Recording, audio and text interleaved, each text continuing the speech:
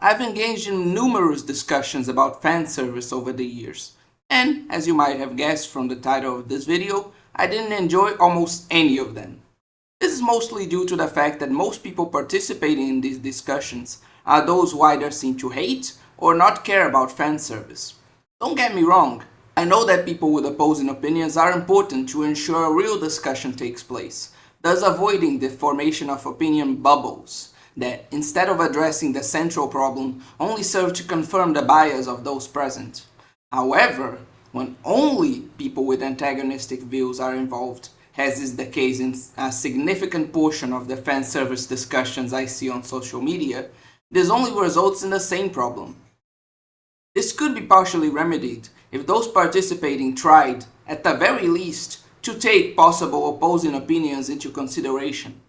But, as anyone who has ever been part of an online discussion can confirm, empathy in these places is as rare and valuable as gold.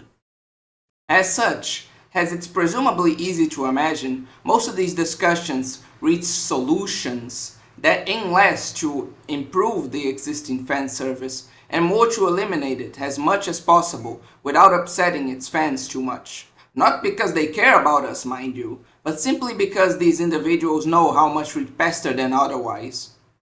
These lead such discussions, in most cases, to unpleasant conclusions for someone who enjoys fan service, like me, and genuinely wants to see it implemented better than it currently is. But what are these conclusions? Well, in general, they can be grouped into two types: the equality argument and the limitation argument. The equality argument is the less common of the two, concluding that the solution to making fan service good would be to apply it in equal proportion to both man and woman. And this isn't a bad argument, not in the slightest.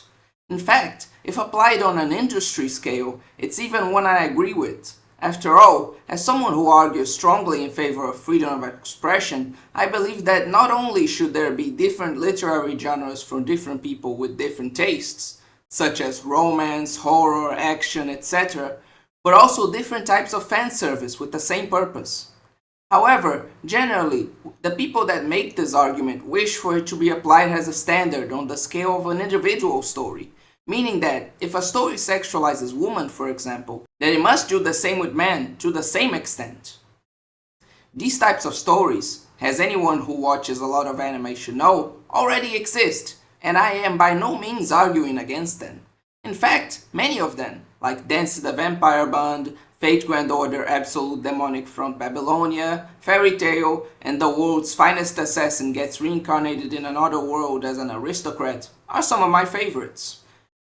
That said, I advocate for this type of fan service as just one of a wide range of different types that should be able to be made, and I strongly disagree with the idea of having it as the only permitted type. After all, this not only limits authors' creative liberty, but also ignores the obvious fact that preferences, especially sexual ones, can not only be different, but even mutually exclusive. For example, a person who enjoys lolly might feel uncomfortable seeing characters with exaggerated curves, and vice versa, for a multitude of reasons. And I doubt that most people who enjoy watching handsome and muscular anime boys would be equally happy seeing the breasts of an equally beautiful anime girl bouncing on the screen. This is so true that there are even works that not only exclusively features fan service with only one type of character, but also only feature that type of character in their cast, like Blue Archive, Azure Lane, and various yaoi works, for example. This is precisely because they understand that sometimes the mere presence of another type of character, even in a non-sexualized manner, in the work can break the mood for some viewers. The limitation argument, on the other hand, proposes the idea that isolating fan service to certain genres when it's more appropriate is the best solution to improve it. The problem is that this not only once again limits creativity, but also only considers the perspective of the person making the argument. After all, not everyone has the same idea of which genres are even appropriate for the use of fan service. I've seen many people say they prefer comedy without it, for instance, arguing that it only makes it predictable and dull. Similarly, I've seen many people lament its recent prevalence in comedy anime, arguing that they liked it when it was included in more serious action stories, for example.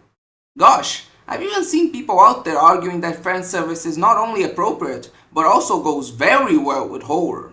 An idea that, while I respect as a valid perspective, I must say I don't agree with in the slightest. The worst aspect of this solution, in my opinion, is that it overlooks how fanservice is executed, assuming that, no matter how it's done, fanservice is bad in serious anime and good in a comedy, for instance. This idea is one that frustrates me immensely, because it overlooks the effort that anime like Bungo Stray Dogs, for example, puts into making good fanservice. Hence, despite not being classifiable as a fanservice anime from any perspective, it's able to justify very well a scene with a close-up of a beautiful lady in only her underwear through context, implementing it in a way that doesn't diminish the situation's tension or seriousness in the slightest.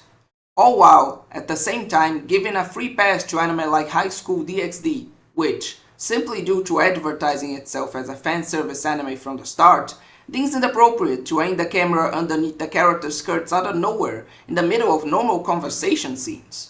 Which only reinforces my view that most people who even engage in these discussions are those who dislike or don't care about fanservice. People who have no interest in truly improving it and just want an excuse to remove it from the anime they care about without annoying those who enjoy it. Other forms this argument tends to take are the ideas that fanservice, instead of being limited to certain genres, should be limited in its application or based on its association with the story being told. In the sense that, respectively, fanservice in a work should either always try to be as subtle as possible, both in the proportions and attire of the characters, and in the sexualization of the scenes themselves, or should only be included if not only does it make sense, but also contributes to the plot. As you may have already guessed, I disagree with both ideas for reasons similar to those that led me to disagree with the original proposal of how to limit fanservice to improve it. But perhaps you're now wondering, okay, but if you hate the solution so much, then how would you improve fanservice in anime? And well, I'm sorry to say, but the answer to that question will have to wait for another video. So, if you're really interested, I recommend clicking the notification bell and staying tuned. For now though, I would greatly appreciate it if you could like, comment your opinions, and subscribe to the channel. After all, it's only through your support that I am able to keep making videos like this regularly. Oh, and please do visit my Wattpad if you can. I might not be Shakespeare, but I swear you won't regret giving my stories a chance. And for now, that's it. Obscure Anime out.